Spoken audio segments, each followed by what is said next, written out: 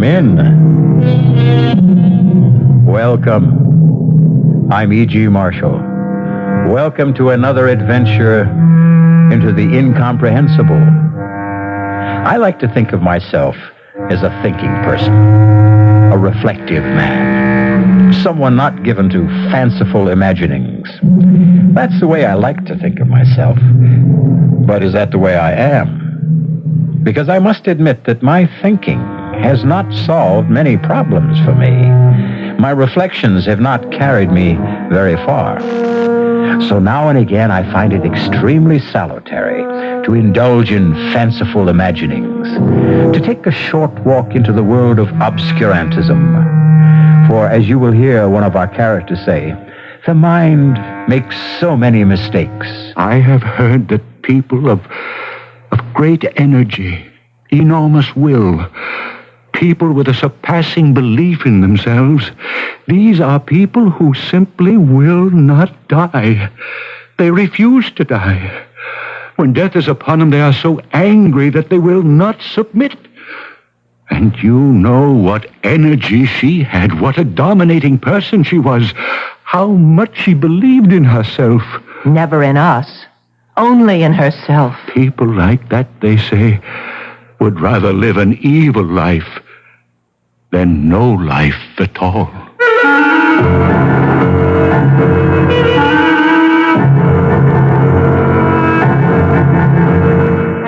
Our mystery drama, Sunset to Sunrise, was written especially for the Mystery Theater by Elspeth Eric and stars Marian Seldes.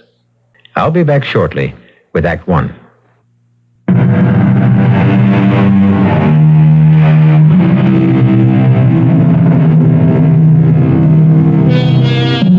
How monstrous, you say? To want to live on in wickedness rather than die quietly? Perhaps you're right. Oh, of course you are right. And yet, don't we all hope we won't have to die? Not yet, and not altogether? Is this only monstrous, or is it strangely admirable? In a perverse sort of way, of course.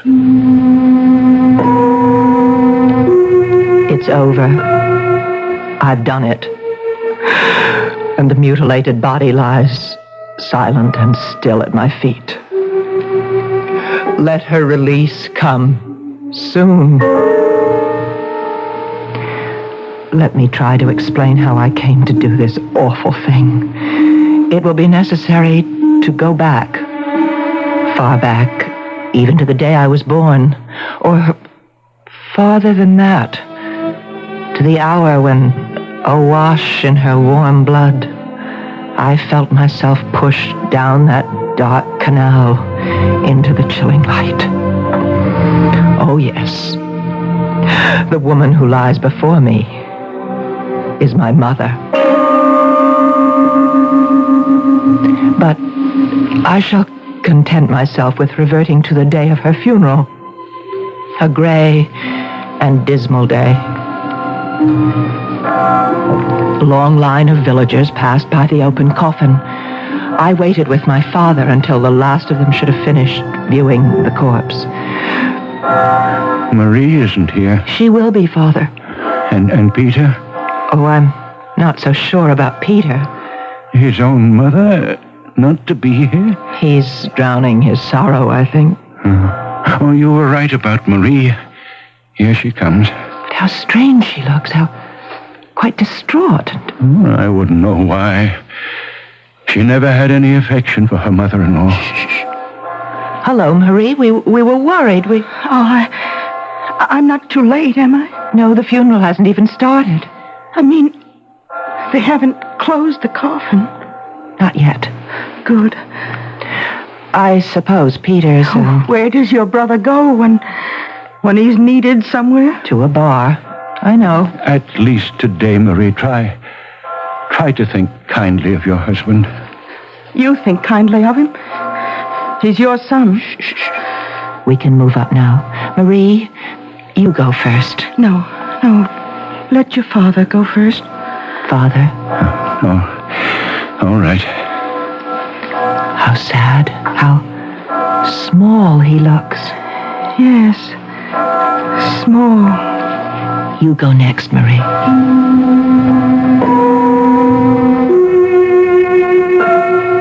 Marie stood for a second or two by the open coffin, then moved on. Now it was my turn. My eyes filled suddenly with tears. And when I looked down at the quiet body, the expressionless face of my mother, I could scarcely make out her features. I shook the tears away, and I made an effort to see her clearly. Across her breast lay a long spray of wild roses. Without conscious thought, I did what I had never done while she lived. I leaned over and kissed her on the lips.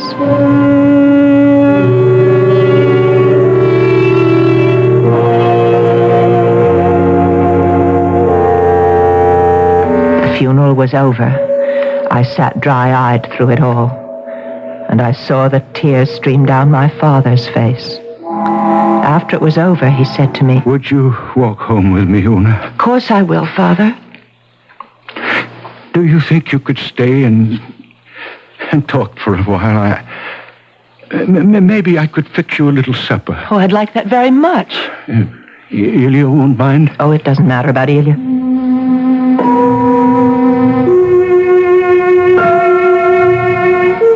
I took his hand. He let me have it like a trusting child, and we started down the road. The familiar landscape had embraced me all my life, and now it brought back sights and sounds from long ago. And on this day, most particularly, the sight and sound of my mother as I had known her. I saw her handsome, flushed face. I heard her voice. How sharper than a serpent's tooth to have a thankless child. Oh, what have I done that was so wrong? Why am I being punished? To be given a daughter with no shame, no morals, no sense of decency. My father trudged on beside me without speaking. His tears had dried. He looked as he'd always looked. Very sweet, very simple. She had been the single love of his life. I had never heard him speak of any other woman. He'd fallen in love with her when she was 16 and waited 5 years to marry her. It was my mother who got me to marry him. But he wasn't really of my world. Nothing intellectual about him. Well, what could you expect of a farmer? But marry him she did. And he never asked for anything else. The 2 children she bore him, first my brother Peter, then me. Well, we were simply 2 minor gifts she added to the supreme one of herself. And Peter always belonged more to her than to him. It's hell to be poor, Peter. Never let it happen to you. Oh, the stories I could tell you about what poverty can do to the ardent soul. It took Peter a while to get started, but once he got his foot on the ladder, he climbed steadily to the top. And along the way, he married the prettiest girl in town, the dark-eyed Marie. We're here, Una. What? You were dreaming. We're at the house. Oh, yeah, I must have been dreaming. Oh, it's a long time. Very long time since you've been in the old house. 2 years. You're happy living with Ilya? I don't ask to be happy. But you're pleased with the arrangement? It pleases us both.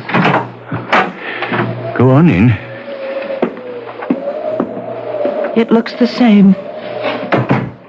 Nothing's changed.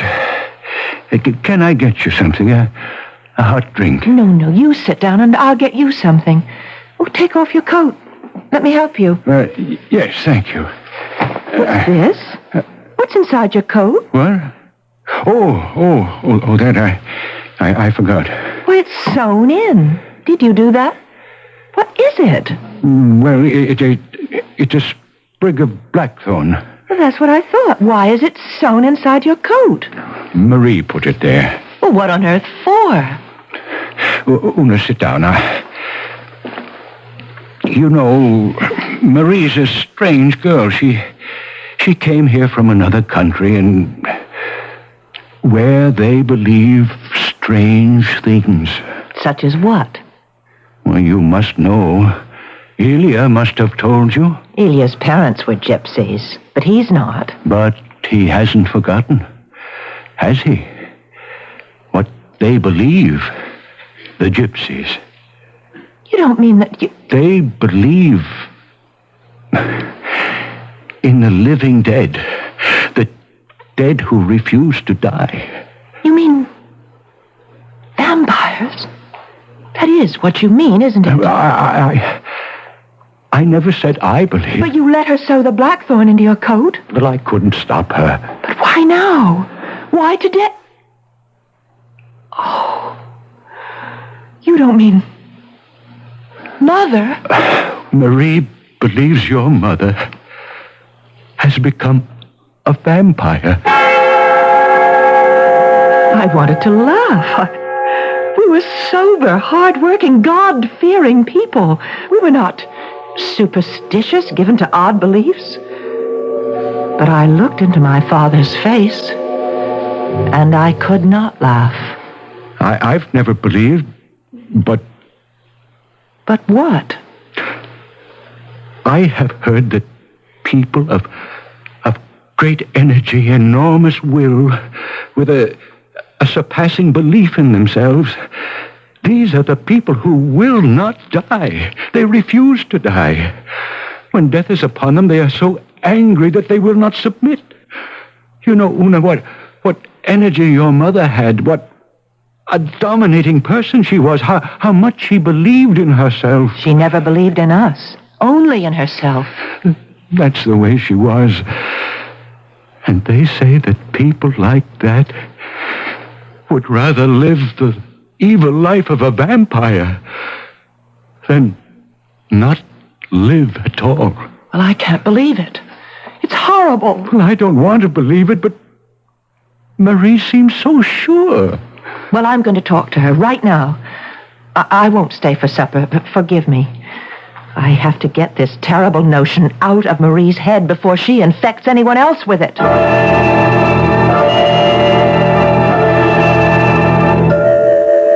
I walked to the village, to the affluent section of the village where Marie and Peter lived.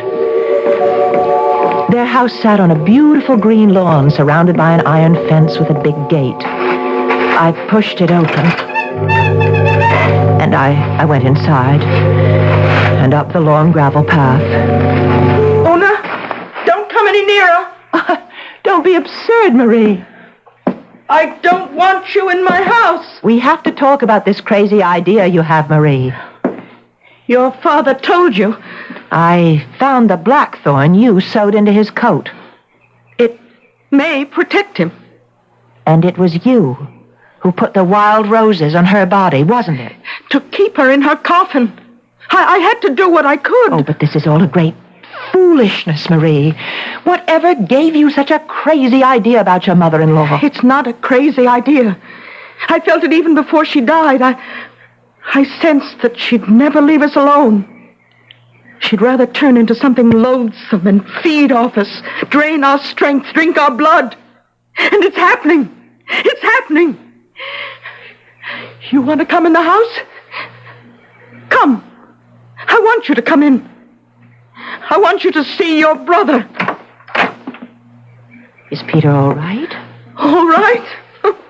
I don't know what you call all right. But look at him.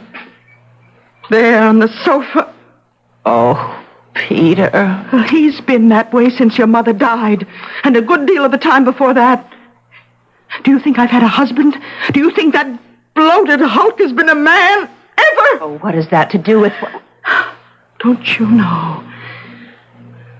Don't you know that vampires have such power over young married people? Don't you know that? No. Well, ask Ilya. He knows. Ilya's not a gypsy, not anymore. Ask his mother. Ask his father. Ask old Wanda Beresti. Ask Oh, it's all fable and myth. It's not real. Do you know that I may never have a child? Or you? Do you know that? No. If she decides. We'll be barren forever. That's the kind of power they have. Oh, you'll never make me believe it. You have got to believe. You of all people. Why me? Because you are a damn fire. What's that? What is a damn fire? One born of a vampire. Only a damn fire can see a vampire. But I can't see my mother. I'm not a damn fire. Go home. Go home, Una. One of these nights, between sunset and sunrise, you will see her.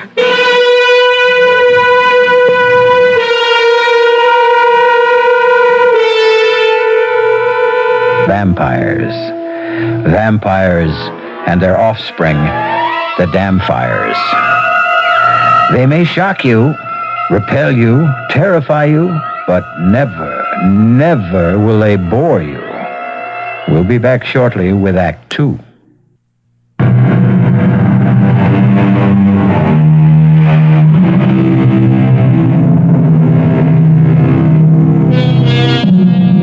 At the end of Act 1, Una decided to return to Ilya, her gypsy lover. A gypsy from the remotest regions of Transylvania, where all the best vampires come from. At least all the best stories about vampires come from there, and Ilya knows them all. But they're all superstition, Una. Handed down from generation to generation. You don't believe them. I used to when I was very young. You see, the stories were always about very, very powerful people. I think they couldn't get used to the idea that very powerful people could actually die. My mother was a very powerful woman. Ah, but she died, like everybody else sooner or later. You never really knew my mother. I wasn't welcome in her house. I think I only came here to live with you to spite her. All my life she told me how immoral I was, how wicked, how filled with wild desires. And you were? Yes. And you knew where to take those wild desires, didn't you? Yes. And what man to give them to? Yes. Well, lucky me. It was to show her, to say yes to her. Yes, I am like that. Yes, I'm what you say. Yes, I'm loose and immoral and wicked and all those things. And yes, you're right not to love me because I'm not lovable. I'm hateful and vile. Yes. No. You are not hateful. Oh, you don't know. I know enough. Lie still now. Let me hold you. Yes. Hold me.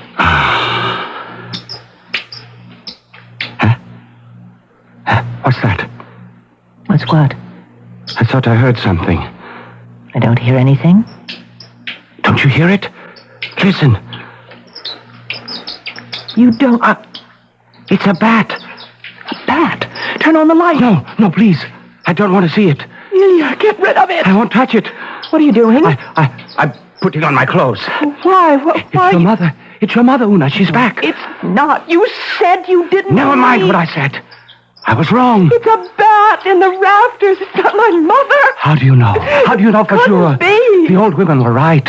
They come back, you see. No. They come back to live off the living and suck our blood. Ilya, where are you going? To my mother's house. Ilya, don't go.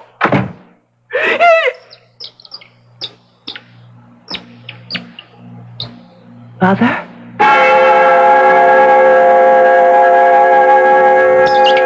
All night long, I lay in the dark, listening to the bats swoop and chatter in the rafters.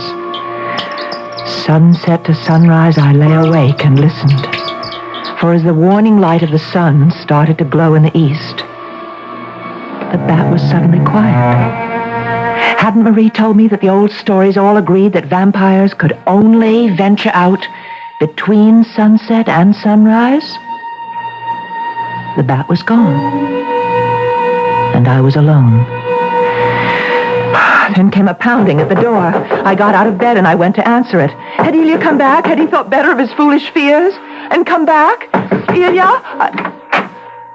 Oh, Peter. Let me in, Una. Yes, come in. I have to talk to you. You're very drunk. Never mind. Never mind about that. I have to ask you something important. Well, first tell me why you didn't come to our mother's funeral. Never mind about that either. Marie was there. Marie was not there. Not for the funeral.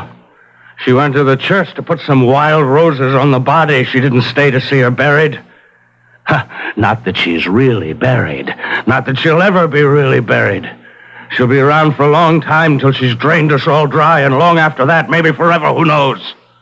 Do vampires ever really die? Peter, stop that. Our mother is not a vampire. Is it true? Marie says it's true. Is what true, Peter? Did you kiss her? When she was lying in her coffin, did you really kiss her? Yes, I did. Oh no. Why did you do that? I don't know quite. I think it was because I'd never kissed her before, and I was sorry that I hadn't. Don't you know what you've done? I haven't done anything. You've put your lips to her poison. You've made yourself like her. I haven't done anything. I said goodbye to her. I kissed her goodbye, that's all. Don't you know that vampires spread their foul contagion on the living? Isn't it bad enough that you and I are damn fires just because she gave us birth? Stop it. I don't want you to talk this way. You and I can see her. Have you seen her? Of course I haven't. I have. Shall I tell you why I didn't come to the funeral? I was with her, that's why. She came to my room and stood in the door. She was very beautiful. She had on her white lace dress, and she smiled at me. You were drunk. She didn't mind. She just smiled. But then her smile grew wider and wider till the whole room was filled with her smile. It took away the sunshine. I tell you, Una. Peter, oh Lord. Come in. Peter, are you all right? Come in. The door's not locked. Oh, Marie. Yes. I thought he'd be here. Oh, don't try to move him. Let him sleep it off. He's just drunk. He's been drunk for days. Let him lie there. But just before you got here, he was trying to tell me that he saw our mother, that she came to his room. Only the damp fires can see a vampire. You made him believe it. Because it's true. And Una, there's something else that's true, and you'd best know it. Only a damp fire can kill a vampire. Kill? The best we others can do is try to protect ourselves with the blackthorn and the wild roses and all that. I will not listen. There is something you can do. You could help us to protect ourselves. Marie, I just don't believe in this superstitious... You don't. But we do. Nobody's slept a wink since the day she died. Oh, they know she'll go after us first, but no one in the village is really safe. Well, what do you want me to do? Move the body across the river. What for, in God's name? Wanda Beresti says it's very difficult for a vampire to cross over water. I don't believe any of this. I don't believe it's happening. Well, it's happening, all right. And everyone believes it, but you... You can't make the rest of us live in this torment because you refuse to believe. Perhaps. You could be right. You will move the body across the river? Oh, I'll have to talk to Father. Oh, talk to him. Talk to him now. Before it's too late. I left Marie to get Peter home the best way she could. And I started off for my father's house. How could I ask him to disinter the body of his beloved wife only 2 days after she'd been laid to rest? What kind of daughter would nourish the horrid thought in her father's mind that his wife might be a vampire? Oh, how I needed someone to tell me what to do. Una! Hello, Father. May I come in? Of course you may come in. Oh, I'm so glad to see you. You're all right, aren't you? Yes, I'm all right. Una, can you stay for a little while? As long as you like. Oh, good, good. I could make a little supper if you could stay that long. Father, Peter came to see me today. Oh? How was he? Drunk. But not so drunk that he couldn't say what he came to say. And what was that? That I had contaminated myself when I kissed my mother's mouth as she lay in her coffin. Oh, my dear girl. Do you believe that, Father? Oh, my dear, I'm so confused. You do believe it? I don't know what to believe anymore. And Marie came to see me, too. Oh, yes? Well, what did she want? Marie wants Mother's coffin moved to the other side of the river. Oh, your mother is buried in the family plot. I promised her.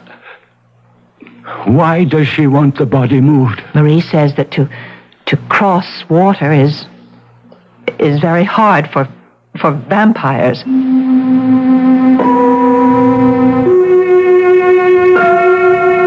I could hardly bear the torment in my father's face. It's so hard when everyone around you believes one thing, to stand alone and believe another. I kissed my father gratefully. Grateful for his kindness, his patience. He asked me to stay the night. There was still my old room. I lay down on the narrow bed, but my eyes would not close. I stared at the black square I knew to be the window. Beyond the door, I could hear my father washing the supper dishes. Then I heard it. Very faint, but unmistakable. Someone tapping on the window pane. I lay rigid in the narrow bed. And then I heard... Oh, no!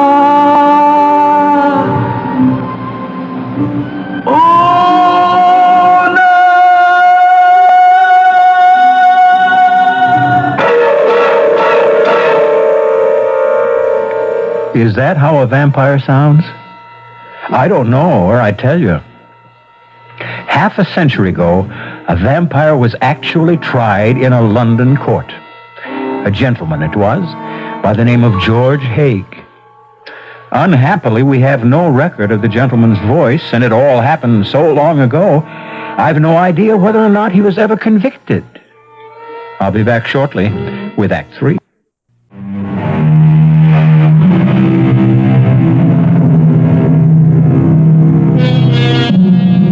When I was very young, I thought how convenient and how very right that we had entered into the age of enlightenment, leaving occult fantasies behind. As I grew a little older, I was not so sure. Now that I'm quite grown up, I am not sure at all but what the dreams and frenzies of an earlier time did not serve its people as well or better than mine are serving me.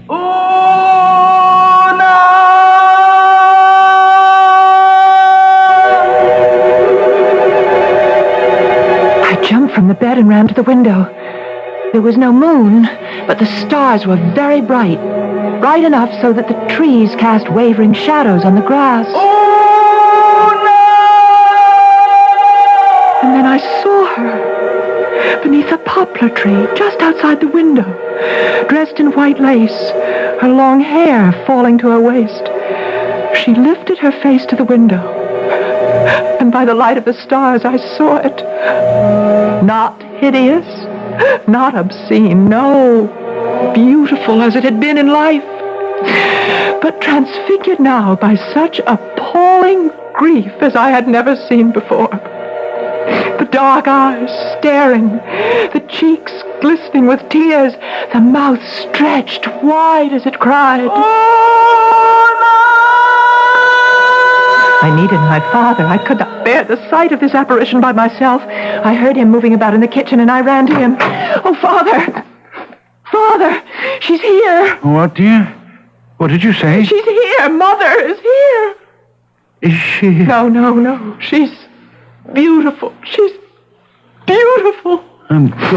Where is she? Outside the window. I heard her calling me, and I went to the window and I saw her standing under the tree, and... Oh, Father, she looked so sad. Oh, my dear little girl, you've had a dream. It's not a dream. She's there. So soon after the funeral, it's natural for you to dream. Oh, come with me. I'll show you. You're overwrought, dear child. Come with me, you'll see. If there were a moon, you'd see quite clearly, but even by the starlight, you can see her. Look. Look there. Where? I don't see her. Beneath the big poplar tree, right there. I don't see anything. In her white dress. Look at her. I can't see anything. Nothing but the grass and a few shadows, that's all. That's all? Oh, my dear child, you had a dream. No dream. I saw her. But you can't see her. She must be a vampire, and I am a damn fire. What are you saying? Only the offspring of a vampire can see the vampire. Peter said he saw her. I know I saw her. We are her offspring, Peter. And I are vampires. Oh, no, please, you don't know what you're saying. Oh, I know very well. Only a vampire can see a vampire. And only a vampire can kill a vampire. Well, then, What are you doing, Ona? gonna open this window? No, don't. And invite her in. Mother, come in. Come in. Your daughter is waiting to receive you. My father rushed from the room. I can't stay. I can't watch. I can't. I stood by the window, waving to the white figure beneath the poplar tree. It was several minutes before she moved, and then very slowly, with uncertain steps, she came toward the window. She looked up at me like a child that is not certain of her welcome. Una? You've come back to live off of us, haven't you, Mother? Even in death, we are your possessions, your very prized possessions, because from us you drew pride and haughtiness and self-importance. That's what we did for you in life, and that's what you mean we should do for you now. That's it. Isn't it, Mother? Una, no. Forgive Forgive? what went before. Forgive it. Forgive? I've never heard you say that word. Now I say it. Forgive me. All that I did. I beg of you, forgive me all my sins. Father was right. This is a dream. Forgive me, that I may lie quiet in my grave. Oh, God, let me wake up.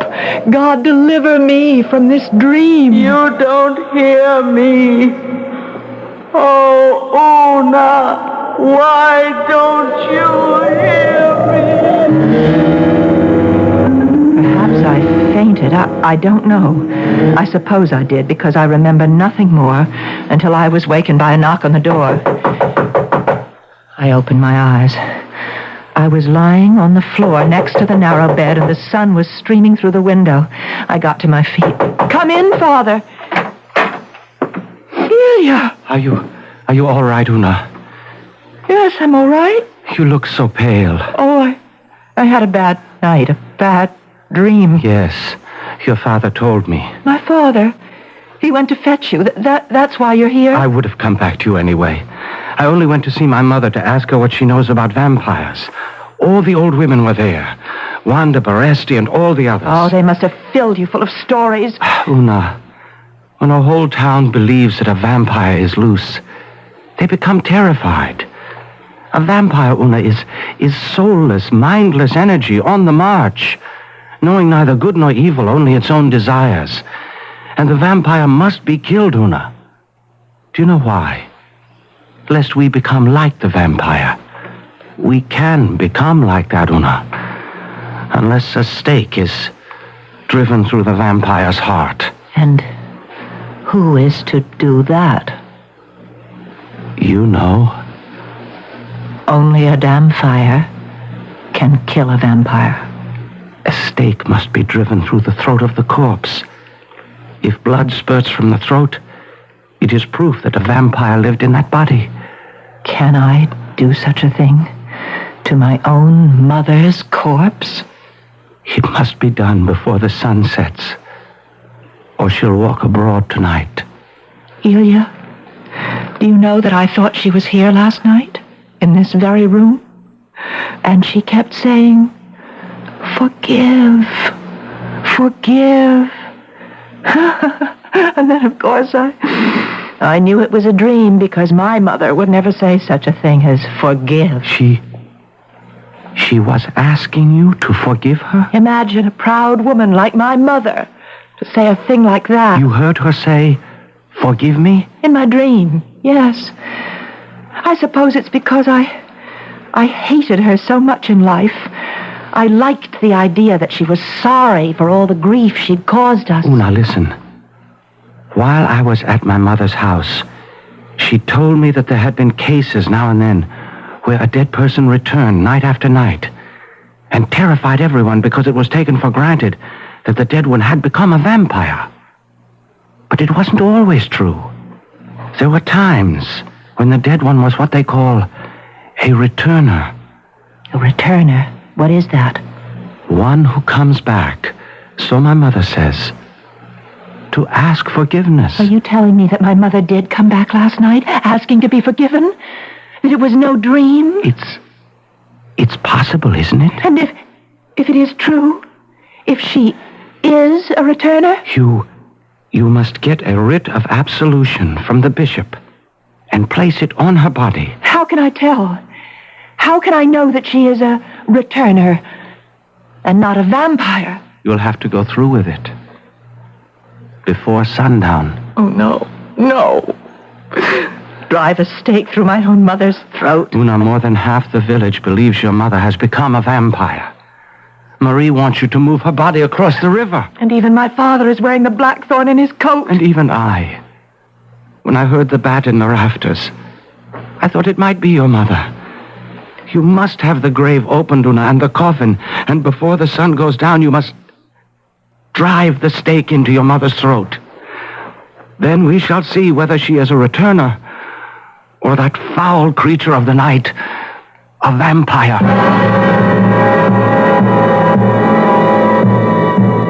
Ilya himself uncovered the coffin and pried it open. I told my father what I meant to do before the sun went down. If you must, my daughter. If you think you must. If she is really a vampire, Father, only I can do it. And I went to Peter and Marie. You wouldn't ask me to do it, Una. No, I wouldn't ask you, Peter. You're very brave, Una. I'd have been content if you'd only moved her body across the river. There's so much talk in the village. So much fear, so much horror. We must settle this thing once and for all.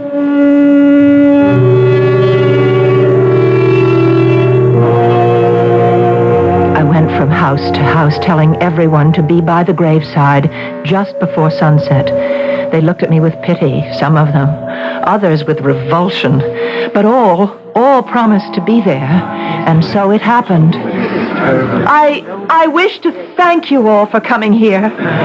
You all know of the belief that has spread through our village. Many of you share in it. My own family leans toward it. The belief that the body of the woman who lies here is not a corpse, but the shell that houses a vile and loathsome being, a vampire. That this vampire threatens the lives of all of us, and the sanity, the spirit, and the soul of any who escape with their lives.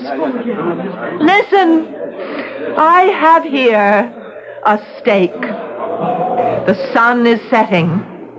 While there is still a little light, I shall drive this stake through my mother's throat. If blood gushes forth, then I shall have killed a vampire. I shall also have murdered my mother. If no blood comes from the body, we will know that she is no more than a returner who is asking forgiveness for the wrong she did in life. As we all one day will have to ask for forgiveness for the wrong we have done. Yes. Pray for me. Pray for me. Pray for yourselves. And if you can give her your forgiveness, the bishop will give her absolution. I hold the stake high for all of you to see. And now! There is no blood. Go. Send for the bishop.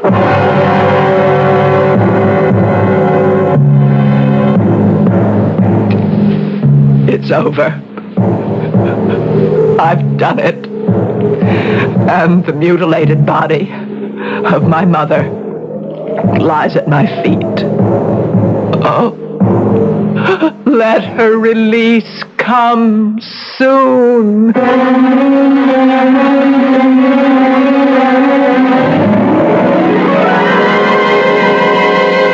What was it someone said, speaking of vampires, that they are soulless energy on the march?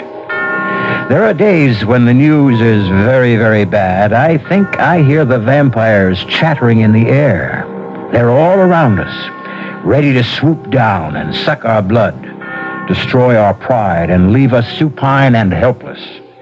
You needn't call them vampires if you don't want to. It doesn't matter what you call them, but look out for them. They may not be returners at all. I'll be back shortly.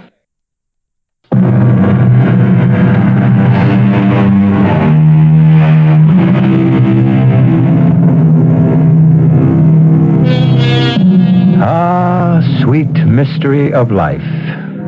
And sometimes not sweet at all, but bitter, baffling, and impenetrable. I can offer you but a minor clue to the solution. Given humanity with its weaknesses and its imperfections, life could not be otherwise. Life is not the mystery. We are. Our cast included Marian Seldes, Bryna Raeburn, William Johnstone, and William Redfield. The entire production was under the direction of Hyman Brown. And now, a preview of our next tale.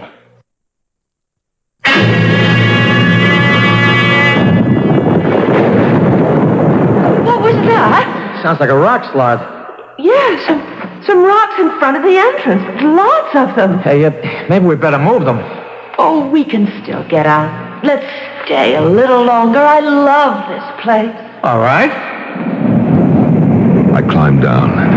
My brain was on fire. My whole body was on fire. I had never felt such hatred as I felt then. Not since, well, Doctor, you know when, I've told you. I took hold of a big boulder, pushed and shoved till it stood against the mouth of the cave. I heard the voices of the lovers, fainter now from inside. George, it's really dark. It's darker than before. There's no light at all. I had sealed them in. This is E.G. Marshall inviting you to return to our Mystery Theater for another adventure in the macabre. Until next time, pleasant dreams.